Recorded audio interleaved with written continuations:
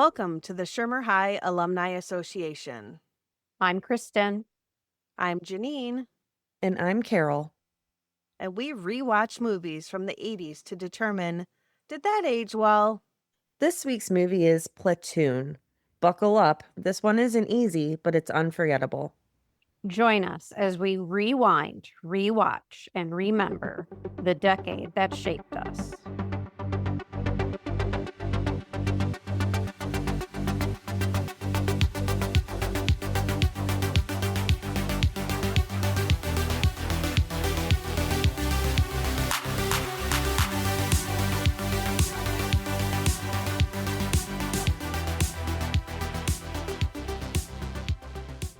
Hey, everybody. Hello. Hi, guys. Hi. Hello. How's everyone doing? It's summer in California. Spring. You can bite my ass. It's spring. Oh, we don't want to bite your ass. It's 73. That's spring. We have spring. It was 56 today. Oh, that's beautiful. Or Yeah. as we like to call it, Green Hill season. Yes, green Oh, hill. It's still Green Hill season. Okay. Turn out brown and look like poop. Yeah, Well, nobody if- wants that. If our listeners don't recognize the voice, Tavia is with us tonight. Welcome, Yay, Tavia, to the special pod. guest. Hey, Tavia. Hey, girls. Hey. We've been preparing all Hey. week for this. All week. Yeah. Yeah, she's been doing all the research. All the She's been really research. All of Every- grinding it out. everything. I'm proud of Tavia you. was just in the wrong place at the wrong time tonight. Somebody just said, I don't want to talk about this movie. We got to give a moment of silence today for the passing of Michael Sokolowski, Oh, yeah. Oh, yeah. Yes, yes. Mm, Cleveland led. Cleveland legend. It's very sad. Yes. Such good food. Tavia misses it a lot. Yep. We all I'm miss. glad I was able to experience that piece of Cleveland for sure. Good. Yeah, We all miss it. It's not even there. I know. May he rest in peace. Yes, absolutely. And Neil Sedaka. Are we talking about Oh. that too? Or? I don't know who that is. I saw that come over from the Okay. New York Times, but I don't know who that is. Who? Right. And I looked at a picture of him. I still didn't know who he was. I probably have to read about him. But I did see that come over. And today is the 23rd anniversary of the death of Fred Rogers. Aw, This day in Dang. history. I love Mr. Rogers. That's kind of the vibe for this episode. It really is the vibe. What a sad night. Oh, man. Happy Friday. I guess. No, it's more like Or Friday. Tuesday if you're listening for the first time. Oh, yeah. It's happy Yeah. Friday for us. It's happy Tuesday for you. Yeah. I guess at least it's a sad middle of the week day when people Yeah. are listening, hopefully. I think You we mean- still have you just mean our one mom? listener. You mean Yeah. mom? I don't Mom. know. I don't know if mom's still listening. Yeah, did we So- find out about that? I haven't asked her. Did anyone ask her? No. No. Okay. Okay. Okay. Well, We'll get on that. Maybe it's just us. We re-listen to our own episodes, and if that's just the three of us, then or we make those four of that us, 30 cents an episode. So be it. Woohoo! hell yeah, we're killing it. Yeah. Great. That great of a movie. We're just diving right into it. Yes. History. Yeah. So Tavia's here Platoon- as our expert history scholar. I don't know. She got a degree in history or something. I'm sure she has been to a Vietnam War museum and read every single plaque. yeah. So she will shed some light on some things for sure. Thank dog. Yes. We need an expert. Although we could have probably called in Boogie because he watches only war documentaries. That sounds awful. It's the only thing he Really? watches. Yes. Like literally all night long. That's all he watches. It's so weird. Mostly World War II, but I read a lot of World War II historic fiction. Does that count? no. No, if it's fiction. But usually historical fiction is based on certain facts of the historical period. So you do get should some be. sort of the social nod. history Get the vibe. of Yeah. what was going on in the time in that age. So, somewhat. Yeah. Okay, it counts. I'll allow it. This week's movie, Platoon, is about Chris Taylor, played by Charlie Sheen, who leaves his university studies to enlist in combat duty in Vietnam in 1967. Once he's on the ground in the middle of battle, his idealism fades. Infighting in his unit between Staff Sergeant Barnes, played by Tom Berenger, who believes nearby villagers are harboring Viet Cong soldiers, and Sergeant Elias, played by William Defoe, who has a more sympathetic view of the locals, ends up pitting the soldiers against each other as well as against the enemy. So our pal Charlie Sheen is an American actor who became one of the defining leading men of the 1980s and beyond. The son of actor Martin Sheen, Charlie followed in his father's footsteps, even adopting the Sheen surname professionally. He broke out in a string of iconic 80s films, including Red Dawn, Platoon, Wall Street, Young Guns, and Major League, cementing himself as a Hollywood bad boy with serious box office power. In the 2000s, he became a television juggernaut, first on Spin City, earning a Golden Globe, and then on 2.5 Men, where he became the highest paid actor on TV at the time.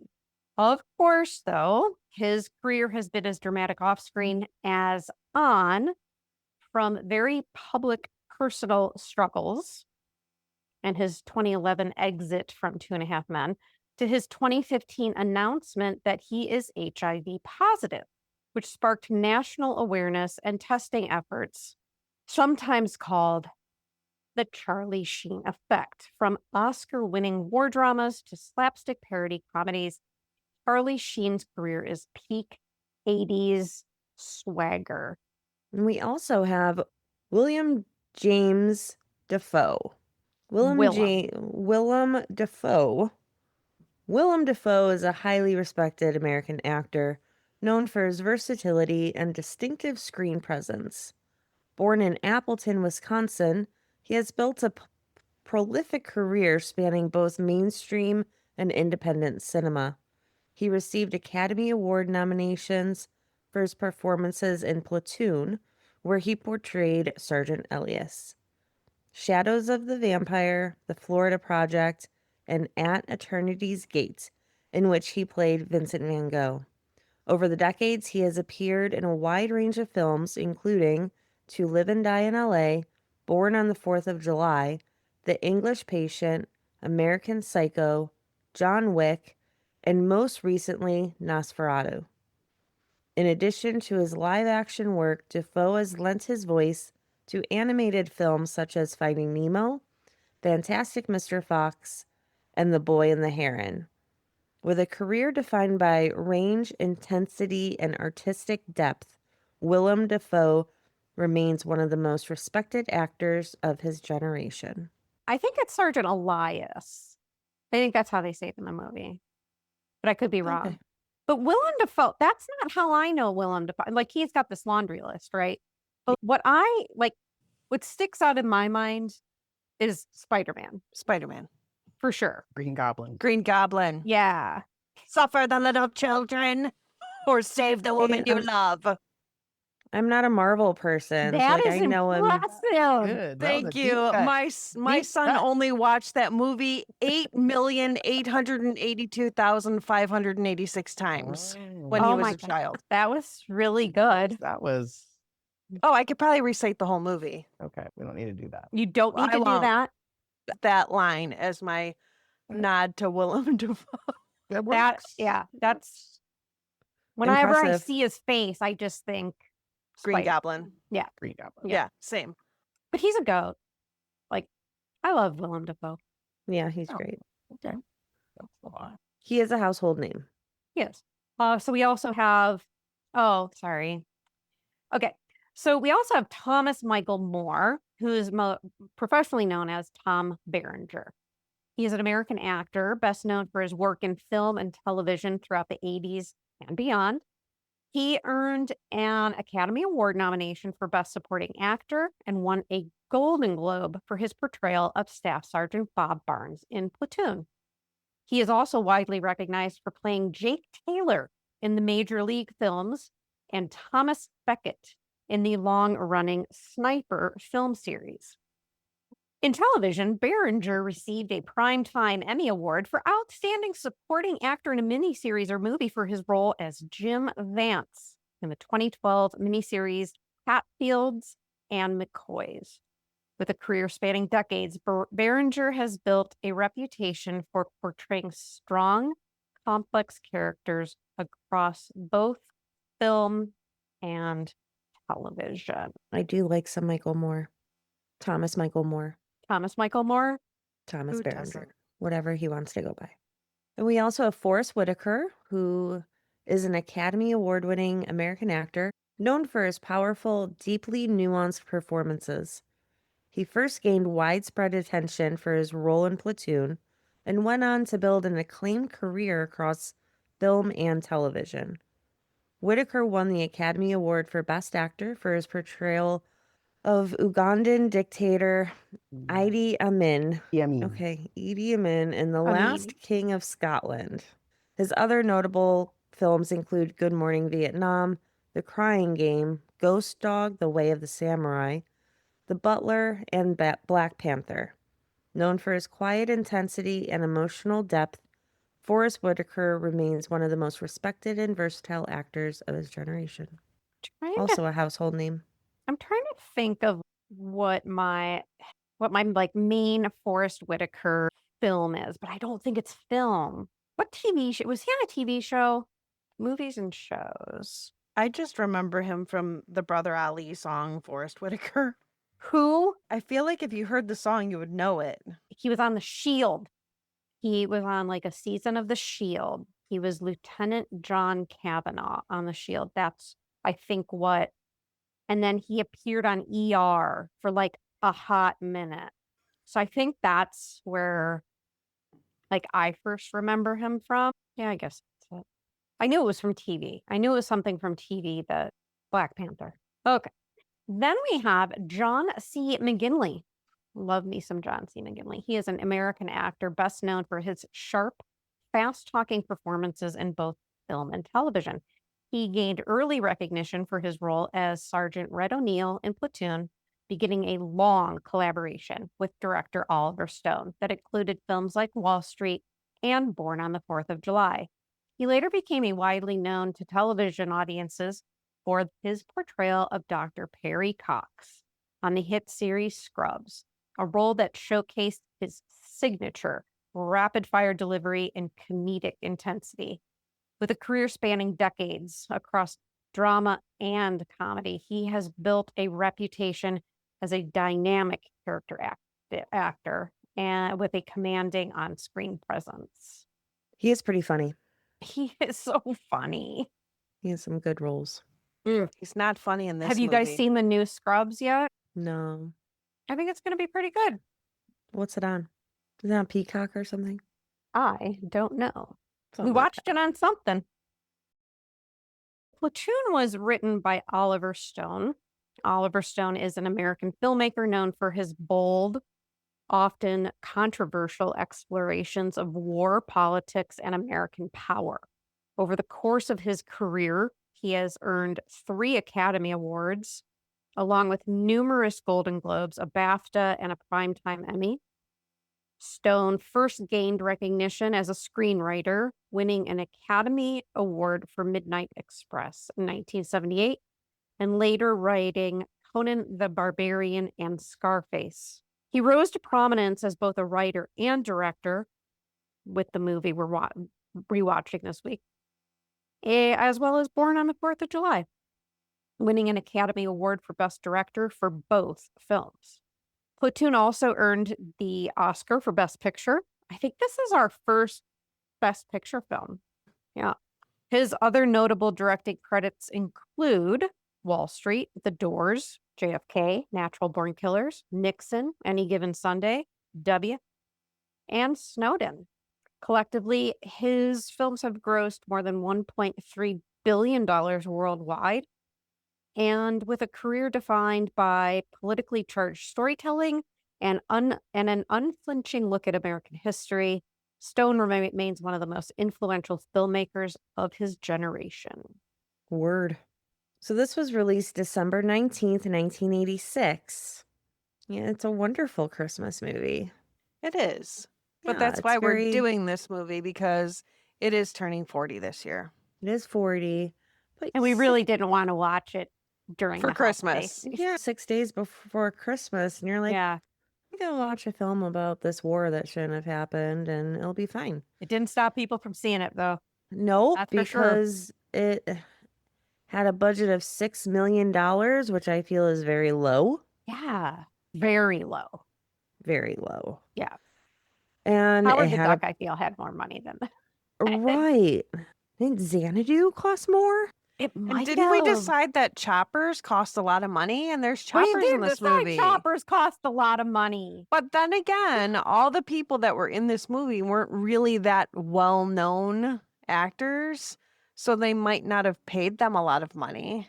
Yeah, you would think even just with the travel to the Philippines. I mean, we'll get into shooting locations, but there was a lot of travel for everybody. And okay, I don't know, we'll get 6 into million just seems really low. But I don't know. I guess we were very used to 3 million. 3 million seemed to be the going rate for quite a while. What was Splash? Splash was, I felt, the Splash budget was 11 million. that. Yeah. Damn, You mermaids had are a higher expensive. budget than Platoon, and Platoon's a 700-time better movie. Oh my yeah. God. With 11 million in multiple Splash. awards. Yeah. But It brought in $137.9 million so it did okay. the box office. It did very well. My God. Yeah. It is rated R. And in regard to shooting locations, the exterior shooting began on the island of Luzon in the Philippines in February of 1986. The production made a deal with the Philippine military for the use of military equipment, and scenes were shot in Mount Galing, Laguna for the forest scenes, Cavite? for the river and village scenes, and Villamor Air Base near Manila. And the reason they had to use Philippine military equipment? Anyone? Something about bringing, like, wasn't it really difficult, or they wouldn't allow the U.S. military equipment to come over? The U.S. military shunned this movie. They would Yeah. not partake or support it in any way. I don't blame Yeah. them. The Department of Defense was like, nope. Yeah, the DOD's like, go fuck yourself. We're not. No, you can't go tell the truth. We don't like that. Correct. For You're- a war that shouldn't have even happened. Yeah. But the Philippines was like, okay. Yeah, they're like, give us your money. We'll take a couple millions of that 6. I still can't believe, like, for this, like, A team of actors and filming abroad that it's But still. they weren't an A-team back then. Right. They became No, A you're team. right. You're right. We're looking back on it. But it went ahead and won 4 Academy Awards out of 8 nominations, including it won Best Picture, Best Director, Best Film Editing, and Sound. It also won Best Motion Picture Drama at the Golden Globes and was recognized for Best Director and Editing at the BAFTAs. It's awesome. Very happy for them. You got anything to add, Tavia? No. Cool. You ready to get into it? Let's do it. Okay.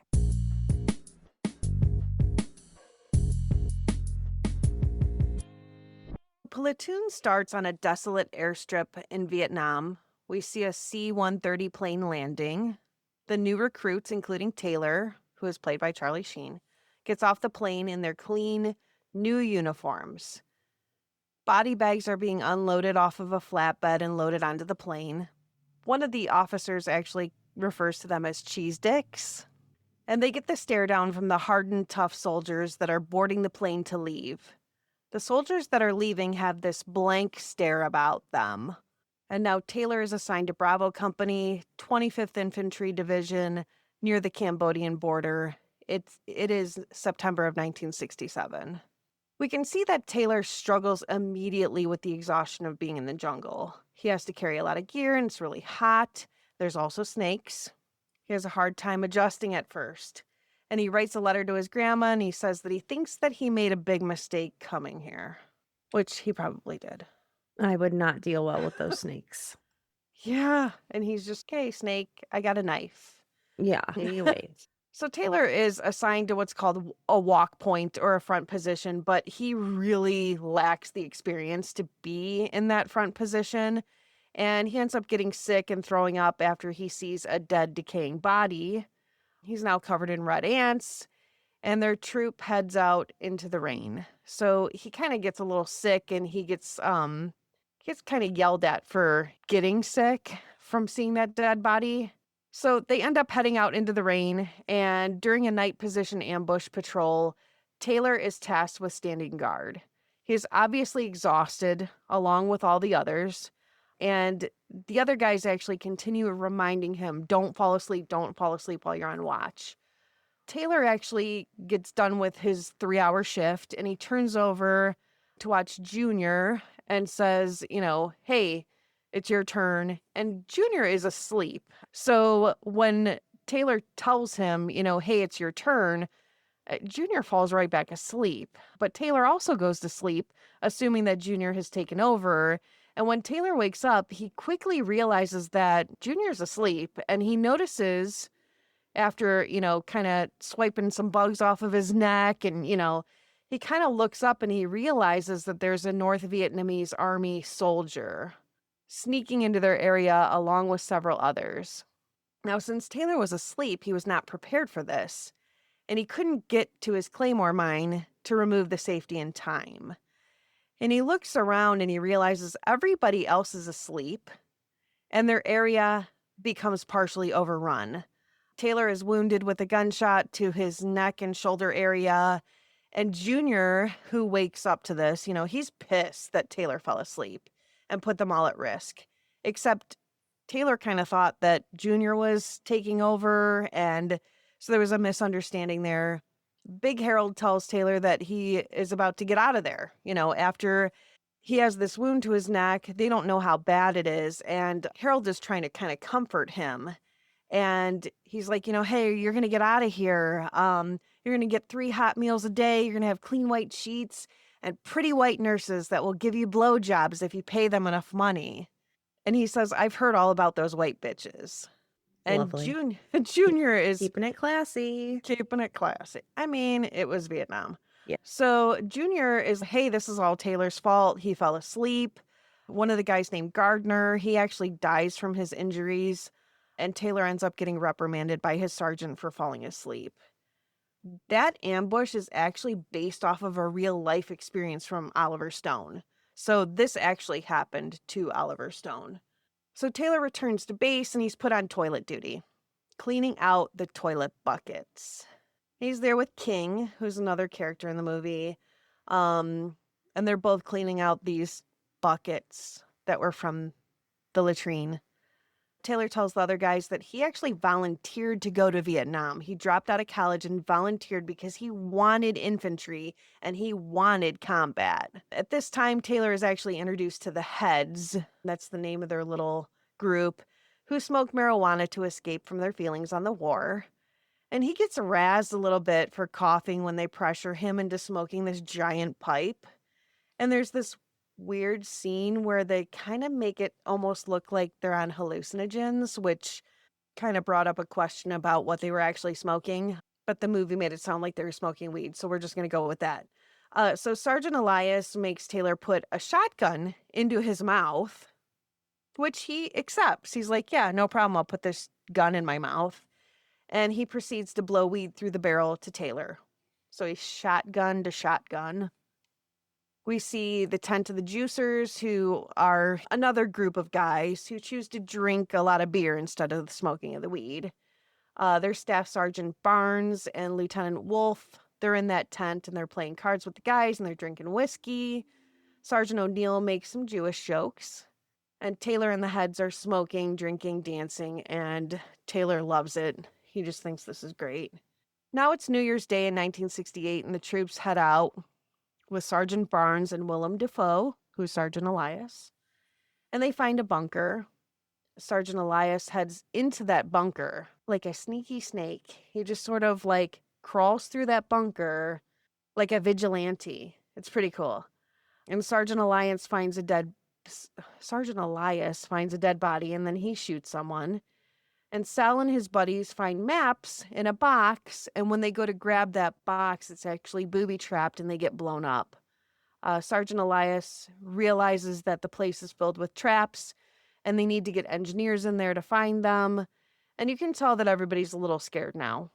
So they keep moving forward, and they're kind of going through this area that's got water, and they find one of their soldiers, Manny, dead, and he's strung up on a pole, sort of like a warning sign. Manny had only been away from them for like a very short amount of time, and then when they caught up to where he was dead. So this scene is kind of heavy. They go into a village and they terrorize the villagers, and Bunny, who is played by Kevin Dillon, Matt Dillon's younger brother, he shoots an innocent pig, and that scene was kind of sad. It's like unnecessary. Yeah, he didn't need to kill that pig. No. So then they gather up some of the villagers and they lock them into the pig pen. And this is the scene where Taylor, he's terrorizing this villager who is hiding from him. And he gets taunted by the other guys in his platoon. And they're like, you're going to just let him off easy like that? You can't do that. And so Taylor starts shooting at the ground to make this guy dance. And it's really disturbing that he's just terrorizing this guy. And I think it's his mother that's with him. She looks older, and she is just screaming and crying for them to stop. And Taylor decides, I'm not going to shoot him because the mom is crying and this is just too much. And so Bunny decides that he's just going to beat this guy with the butt of his gun and kill him. And all the other guys are standing around really rattled by this. Yeah, like the look on. Sergeant O'Neill, Yeah. he's got this look like, oh shit, what the fuck did you just do? Yeah. And it's like the first time that these guys really realize that, like, Taylor has sort of like this soft heart, but there's other guys there that have no problem killing people at all. Not at all. Yeah, not at all. I think that really upsets Taylor, is that he realizes that shit's getting real. Yeah, and that poor kid, you could tell he was like mentally disabled and yeah, it was pretty heavy scene. And so this is where we first see Johnny Depp, whose character's name is Lerner, and he can speak Vietnamese. And so he's kind of communicating with the one guy who's there who, I don't know, if he must be like the elder of their group, and he's trying to translate stuff. And Sergeant Barnes gets irritated by this woman who comes up and she's screaming at them and obviously telling them, like, we don't want you here, get out of here. And he just gets irritated with her, so he shoots her in the head. And he then takes the daughter hostage, and it gets really bad. And so Willem Defoe actually breaks it up, and he punches Sergeant O'Neill in the face. So they start fighting, and like they pan over punch him, or does he like clock him with his machine gun thing? Oh, I don't remember. They just end up fighting, but then they're on the ground, sort of punchy facing each other and stuff like that. So they get in a fist fight. And so they pan over to Taylor, and he looks like he's aged like 10 years. Yeah. Because he looks like a little tiny kid when he first gets there, but like within those first 30 days that he was there, he ages like 10 years. He looks distraught. And the villagers are really upset with these guys. And the sergeant tells them, okay, let's torch this village. So they do. And they destroy all of this stuff that the people had there. And they take their weapons and their ammo. And then they round up all the villagers and they tie them together and take them all as hostages. This scene is actually based off of the My Lai massacre. So it's accurate to something that really did happen. Taylor finds Bunny and Junior, along with a few others, who are now assaulting one of the women from the village. It's eluded. That's what's happening. Was it a woman or a A girl? child. It looks like a child to me. Yeah. And it's hard to tell. Yeah. But and that's why I put it was a woman, but then you can't really tell if it's two little girls. But Taylor pushes them off of her, and he's, She's a human being. what the fuck are you guys doing? They call him a homosexual for busting this up, and she's a fucking human being, man. Fuck you. And you guys are animals. And so Tony, who's another character from the movie, he's, you don't belong in the Nam, which is like, No one does. yeah. Mm-mm. I mean, so this is okay just because it's Vietnam? No. So they do blow up the village and they take all the people. And so Barnes and Elias get yelled at a little bit from their superior, and they're told that there better not have been any illegal killings or there'll be a court martial. And he tells them, you got to cease fire. And Bunny and O'Neill kind of walk by and they're like, here's a joint to Barnes. Good job on your killing. Here's a joint. Elias and Taylor, they have this heart-to-heart chat under the stars. And Elias tells Taylor that what happened that day, it was just the beginning and they're going to lose this war. So there's a lot of division between the troops. Lerner ends up getting hit by an RPG ambush. Lerner is Johnny Depp. Sergeant Warren also gets hit. There's a lot of guns going off, a lot of shooting. Bombs start getting dropped. And Taylor keeps trying to tell everybody, like, you're going to be okay. We're going to get you through this. Kind of what happened with that prior attack is that you kind of have to tell these guys, hey, everything's going to be okay. We're going to get through this. We're going to get through this. I also noted in this part that Charlie Sheen, like Taylor's helmet, it says, when I die, bury me upside down so the world can kiss my ass. Yeah. And it turns out like they were allowed to write whatever they wanted on their own helmets, Mm-hmm. like the actors. And that's what he chose to write on his helmet, which was very fitting for his character. So Barnes actually blames Wolf for giving them fucked up coordinates, and the airstrike cost them a lot of people. William Defoe, Elias, can sense that the troops are coming, and he's right. There's lots of shooting. This is where Taylor yells, Ho Chi Minh sucks dead dick. Like, whoa. Yep. That's what? Yep. So Crawford ends up getting hit. Big Harold ends up getting hit. Barnes tells them to head back to the church, and Taylor's like, well, Elias is still out there. He's out running around like a lunatic through the woods. And Barnes is like, I'll get him. Just get back to the church. No big deal. And Elias is running around in the woods, and Barnes hears gunshots, and so he starts running towards it. Taylor kind of runs through the gunshots too because he's worried about Elias. And Barnes sees Elias and Elias sees Barnes. They recognize each other, but Barnes ends up shooting Elias. They've had this rivalry between the two of them, but this was pretty fucked up. And so Barnes tells Taylor, hey, I went out there, Elias is dead, and you got to go back. Like, we got to get out of here. So a chopper comes and he takes away Johnny Depp, Lerner, and they load Big Harold onto the chopper. As they fly away, you can see that Elias is still alive. And he's being chased down by the NVA, and they shoot him multiple times, and he's still running. He gets shot so many times. And this is like one of the famous posters from this movie is that you see him with his hands in the air and he's just being shot from behind. And that was actually based off of a real situation that happened in Vietnam too. As the chopper flies over, they can see him with his arms in the air and he falls forward and he dies. And Taylor looks over and he gives Barnes the stink eye because he's like, he wasn't dead. And Taylor knows now that Barnes left him there to die. Piece of shit. Yeah. So the guys in the heads are now talking about how Barnes is a murderer. Ra, who is one of the other guys, he tells Taylor that Barnes has been shot 7 times and he ain't dead. So Barnes ain't meant to die. And Barnes is sitting outside of their little hut or wherever they are, and he's overhearing this conversation, and he proceeds to tell the guys, like, hey, Elias was full of shit. Barnes ends up spitting on Taylor, and basically he tells the 6 boys to kill him since they love Elias so much. And Taylor ends up actually attacking him and hits his head into a pole. Barnes pulls out a knife on him. Raw tells him not to do anything.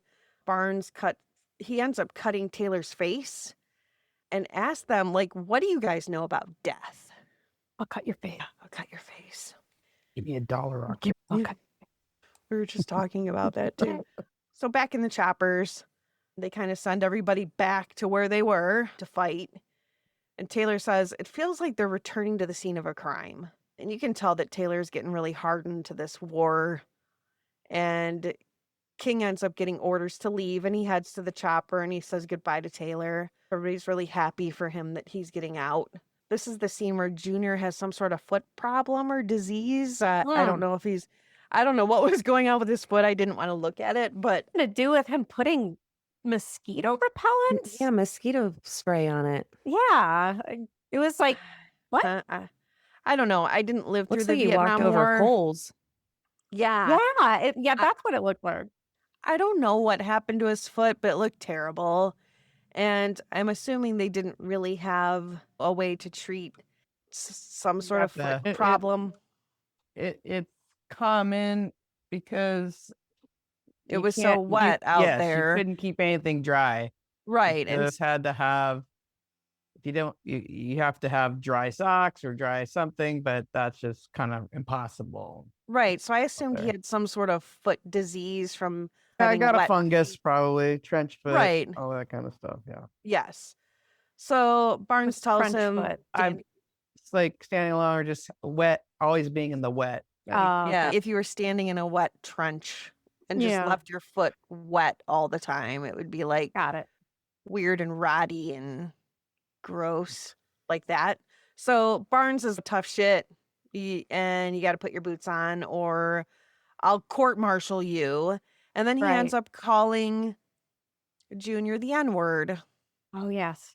So Junior flips his shit and he's Yeah. like, go ahead, send me to Long Bin. And Junior has like totally fucking had it. And Barnes tells O'Neill to get him the long, hairy red and black centipede that was in their ammo crate.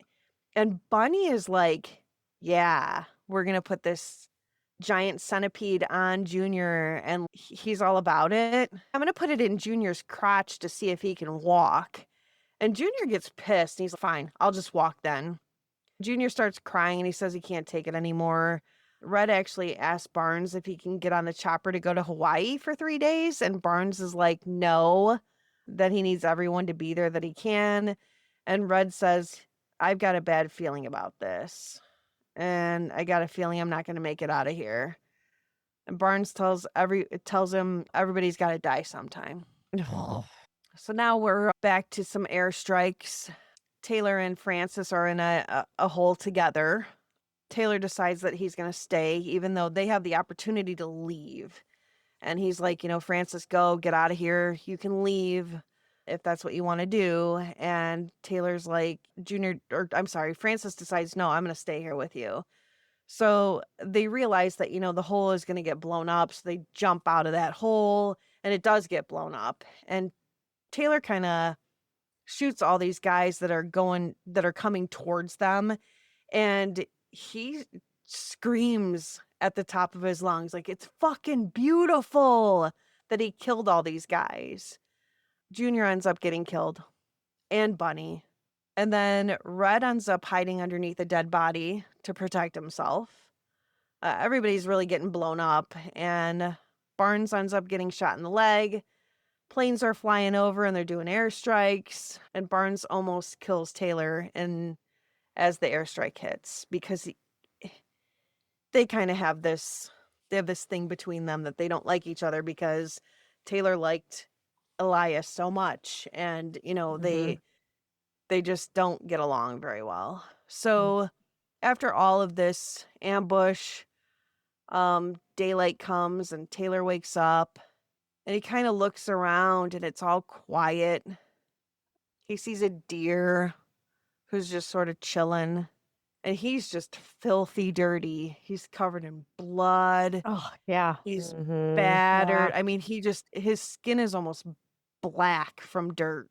He tries to get up and walk, but he falls, and then he actually manages to get his footing, and he grabs a gun and he's looking around. Barnes is still alive and he's crawling. He's got multiple gunshot wounds, and he tells Taylor, really mean, he's getting me a medic. Yeah. Mm-hmm. And Boy, instead, get me a get me medic. a medic, boy. And instead, Taylor just shoots him and kills him. So we see like a bunch of troops coming in to try and save them. And the one guy comes in and he's got a German Shepherd. So we have a dog in the movie, and Taylor gets out. Red survived. The aftermath is just absolutely awful. They're throwing all the dead bodies into this giant pit. Taylor is actually being taken away on a gurney towards the chopper. It's like the Holocaust. I know. And he's looking around, and just the aftermath is just catastrophic. I mean, it's awful. And they kind of put Taylor next to a bunch of other guys, and Francis is like, "Oh, hey, Taylor," he's really happy to see him because they've been reunited, and they both made it out of that. And Red ends up getting assigned to a second platoon, so he's staying. Everybody's kind of waving at each other and saying bye, and Taylor sees Ra, and Ra throws his hands out he's got this stick that has barbed wire on the end of it. And then his other hand, I think he's got his M16. And he's yelling and grunting while he's hitting himself in the chest with his gun. And Taylor kind of laughs, and he gives him sort of this air fist bump. And as Taylor's flying over the destruction below, he sees this aftermath. The pit with all the dead bodies, the soldiers that are out there, things that are just on fire. Taylor's thinking to himself while he's looking at all this, I think now, looking back, we did not fight the enemy. We fought ourselves. And the enemy was in us. The war is over for me now, but it will always be there for the rest of my days. And I'm sure Elias will be, fighting with Barnes for what Ra called possession of my soul. There are times since I felt like the child born of those two fathers. But be that as it may, those of us who did make it have an obligation to build again, to teach to others what we know, and to try what's left of our lives to find a goodness and meaning to this life. And this movie was dedicated to the men and women who fought and died in the Vietnam War. And that's the end of the movie. Well done. This is a heavy movie. It was. Very sad. Yeah. Hey, Taylor, that you? Hey, Francis. Hey, man, how you doing? Okay, how you doing? Fine, man, just fine. Hey, dig it. We two-timers, man. We gonna get out of here, boy. I'm gonna see you in the hospital. We gonna get a high. Yes, sir. The critics gave this an 89% on the tomato meter, but that is only out of 122 reviews. Professional, right? I mean, that's a good amount of professional review. In Yeah. 40 years? Compared to popcorn meter at 93%, which is phenomenal. Yeah. And it has an IMDb rating of 8.1 out of 10 and a Metascore of 92. So it Which did is amazing. Yeah, it did very well. I think all of these people just had better stomachs than us, I guess. I don't know if it's stomachs or it was a hard film to watch for so many reasons. But I mean, mine is just that I'm not a gore, like death shooter movie gal. No. So it's hard to stay engaged. That didn't stop. So Roger Ebert gave it 4 out of 4. Siskel also gave it 4 out of 4. Ebert calling it best film of the year. And Vincent Canby over at the New York Times described the movie as possibly the best work of any kind about the Vietnam War since Michael Herr's vigorous and hallucinatory book Dispatches. Now, besides that, Black journalist Wallace Terry, who spent a 2-year tour in Vietnam and wrote a 1967 Time cover story called The Negro in Vietnam, criticized the film for its depiction of African American soldiers in Vietnam. In an interview with Maria Wilhelm of People, he called the film's depiction of black troops a slap in the face. In the interview, Terry noted that there were no black actors playing officers, and the notable black soldiers in the film were all portrayed as cowards. He went on to criticize the film for perpetuating black stereotypes, stating the film barely rises above the age-old Hollywood stereotypes as blacks as celluloid savages and coons who do silly things. Some Vietnam War veterans criticized the film for showing the killing of civilians, drug use among soldiers, and its portrayal of officers as ineffective as adhering to stereotypical views of soldiers. Others praised Stone for a realistic depiction of the war.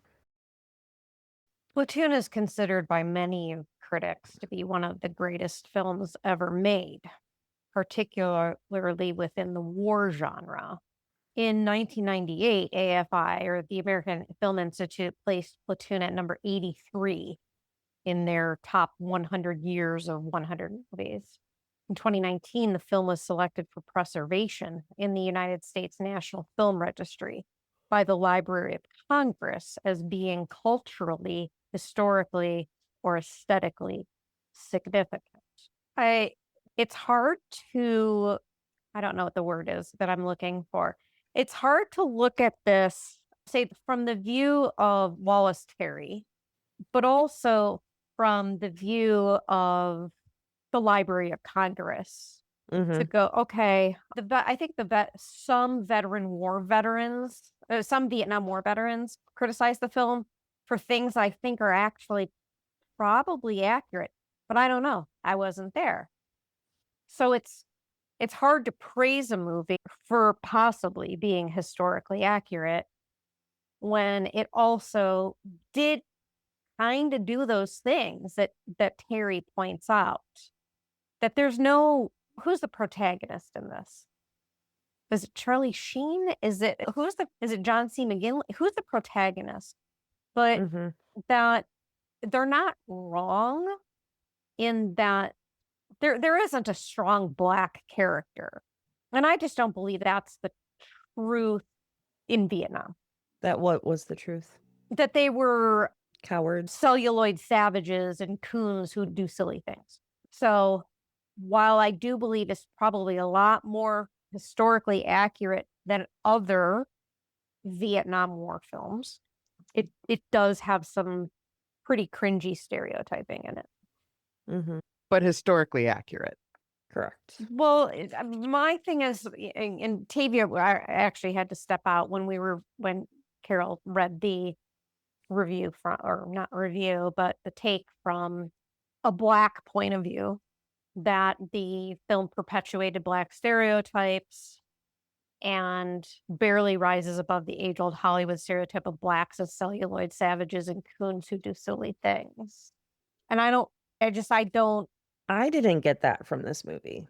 I don't know. I mean, I see that side of this. I see it. I feel they were more lighthearted. They were probably the only ones that actually had a smile or a laugh about something. That was saying like that they were like dumb, that they weren't. That I think that's what Terry is trying to say.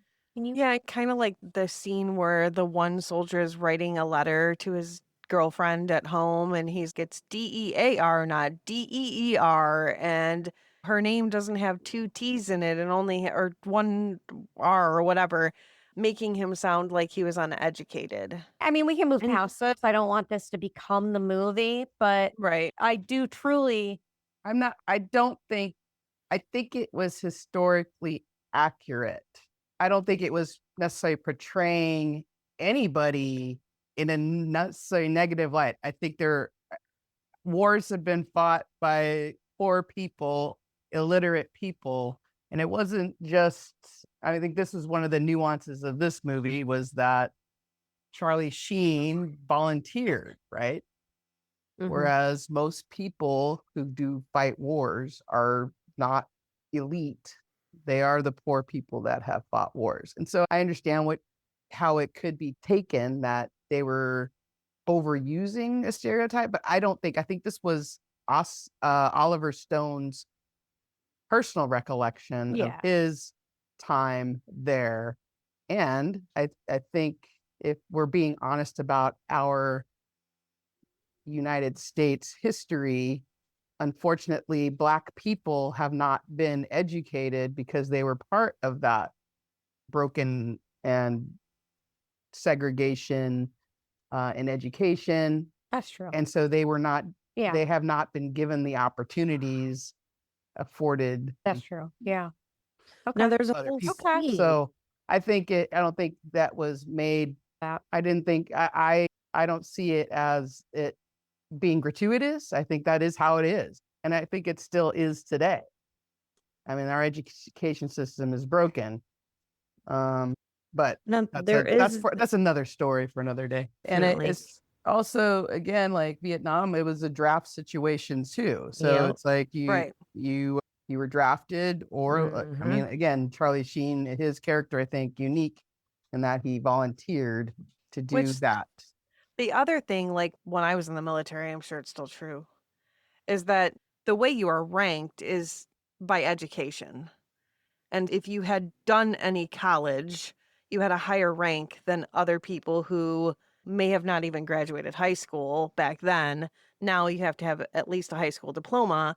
But I'm wondering if that's where some of this got, I don't want to use the word misconstrued, but like I'm guessing that the reason why a lot of the sergeants, I'm wondering if the reason why they were higher rank was because they had certain education background. Right. They're not in, and Yeah. they usually weren't put in the infantry, right? Correct. Right. Usually officers or people with degrees, or even if, like you said, if graduated Right. high school, then their aptitude tests, they're Mhm. either they're not in infantry, they're in some other level of the military, whatever Mhm.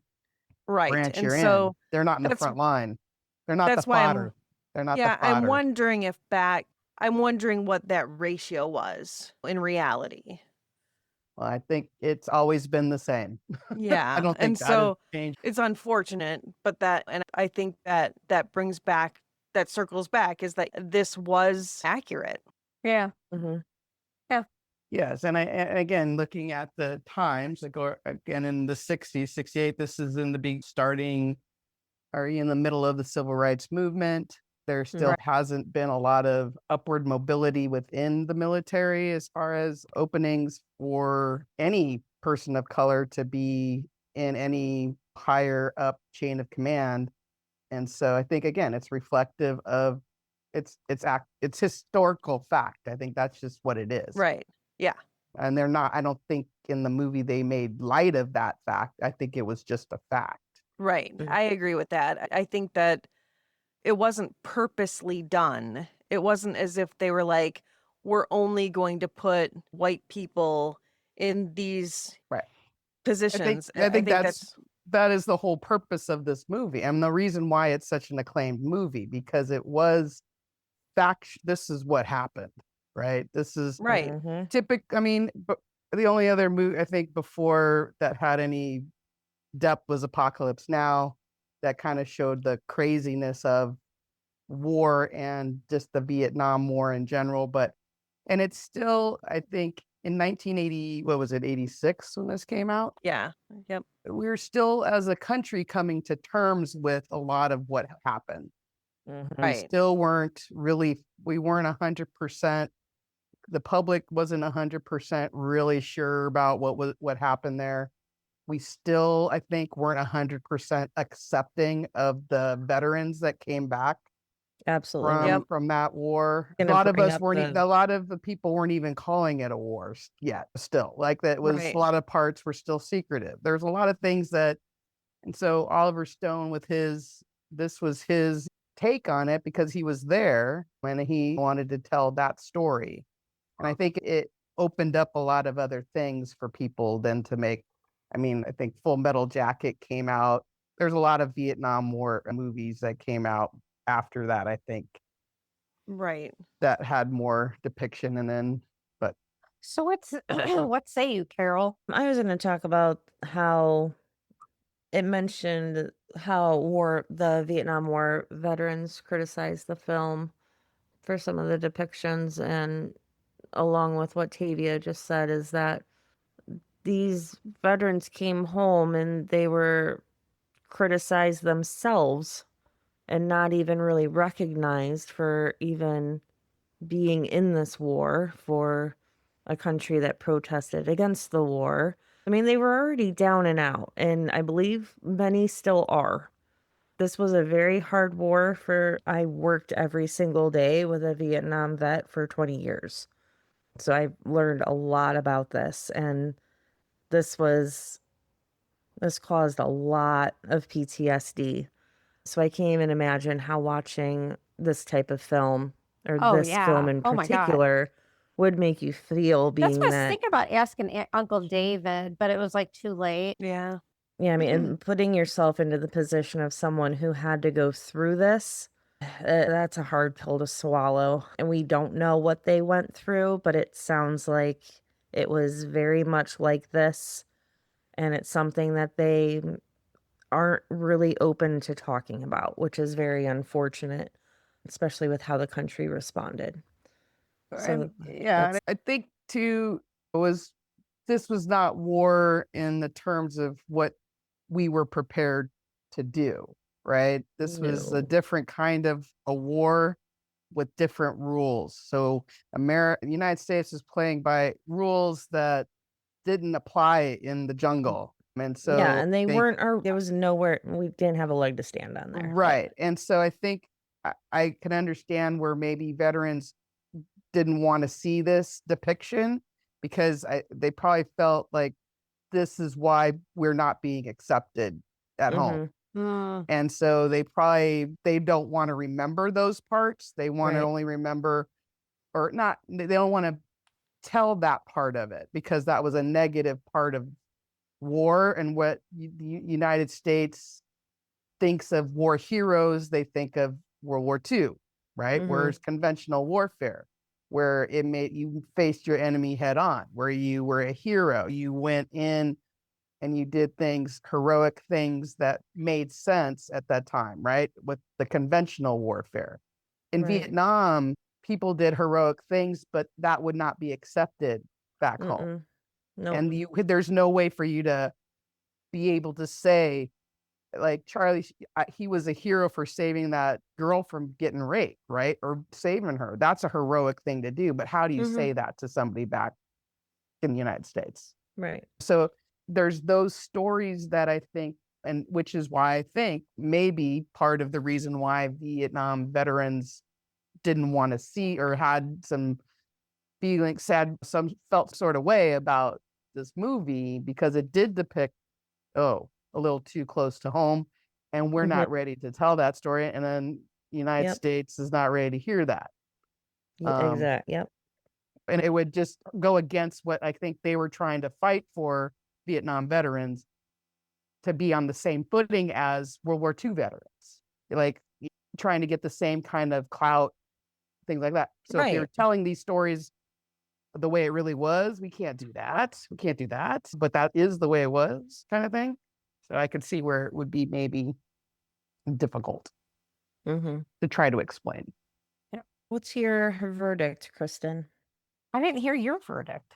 You're a list first. Don't Son of do a that. Seabiscuit. you're the oldest. Go fuck yourself. Although I'll go first. Kristen did ask you first, Carol. Whatever. I'll go first. It's hard on the cringe meter because it is factual. It did actually happen. That does cringe.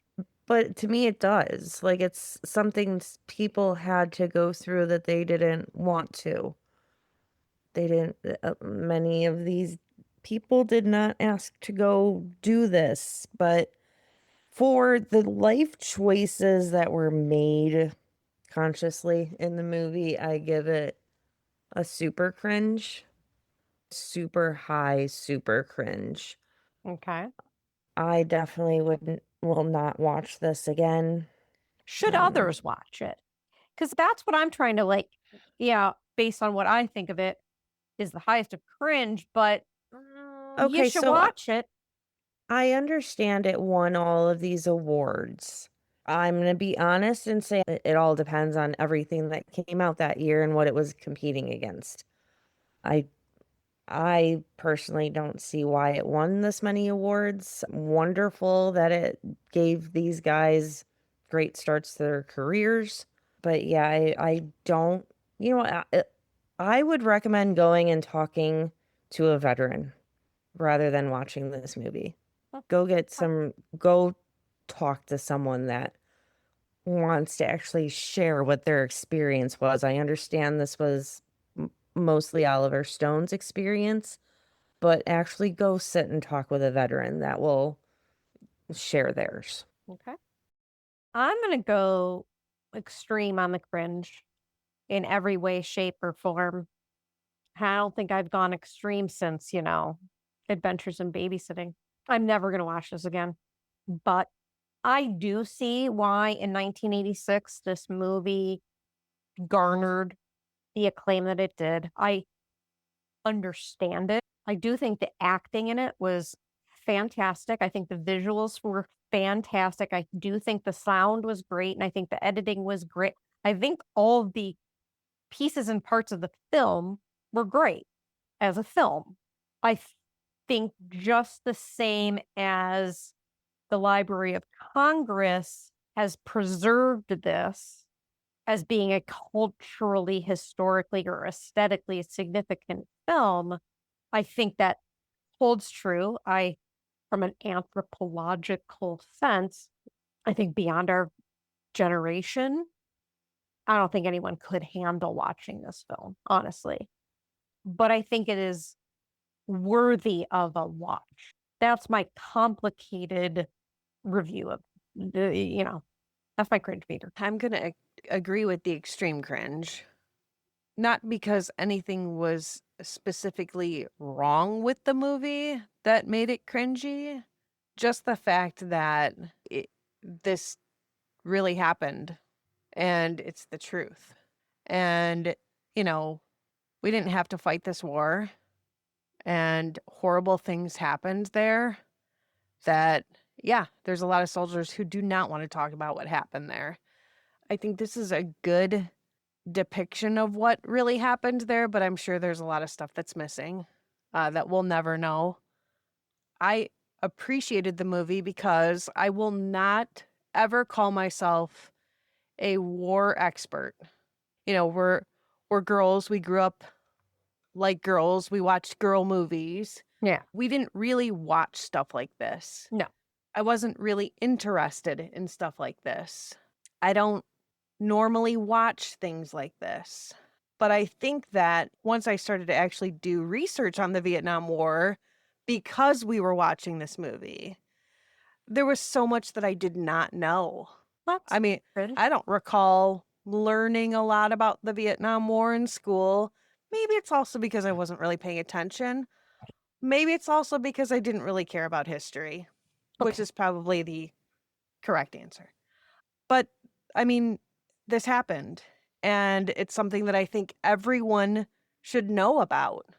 And if that means that, you're not the kind of person who cracks open a book like me, I think that you should watch it. I think that we should know what really happened. I think everyone should know what really happened. And if this is the closest thing that we get to the truth about what happened there, then yes, everyone should watch it. It's hard. It's a hard watch, but it's the truth. And there's nothing wrong with knowing that information. I think that after watching it, I feel like I've learned more. I appreciate more. You have a deeper appreciation for the military. They were kids. These They were were babies. kids. Yeah. Think about when you were 18. Think about when you were 19. Going and experiencing what they experienced, it's fucked up. And then to be treated the way they were treated when they came home. Exactly. I was talking about that I worked with that you both know as well. Yeah. He was 17 when he went and lied about his age. Right. That is unfathomable. It is. And I think people need to see this. Especially people like us, these middle-aged women who we didn't experience this stuff when we were kids. We didn't watch this stuff. Watch it. Yeah, I- I It's agree with gonna that. it's gonna be rough to watch. It is a Yeah. rough watch, but Yeah. it's the truth. Mhm. And it will make you appreciate some things a little bit deeper. Well said. On that note, I don't know that I would watch it again just because it's not really my type of movie. It's not I my like things jam. I like things that are a little bit more lighthearted. This is a heavy movie, Yeah. but I also think that absolutely, if you've not seen it, you need to. I think that you owe it to yourself, and this sounds really cliche. I think you owe it to your country to watch it and to understand what happened. Word. Well said, Janine. Thank you. It'll give you an appreciation for veterans as well. Yes. Thank you, Janine. You're welcome.